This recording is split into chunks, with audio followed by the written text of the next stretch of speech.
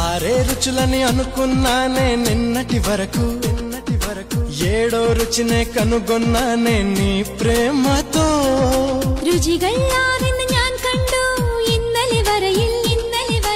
ഏഴാം രുചിയും ഉണ്ടെന്നറിഞ്ഞു നീ പ്രേമത്തോ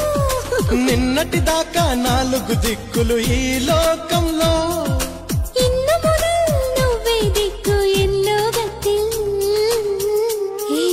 മനസ്സിലായോ నీ పలుకులే కీరవాణి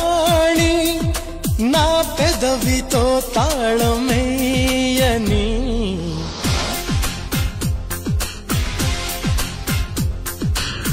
మాధవుడే బ్రహ్మను పూని సృష్టించాడేమో గాని 60 కేజీల చిలిపితనాన్ని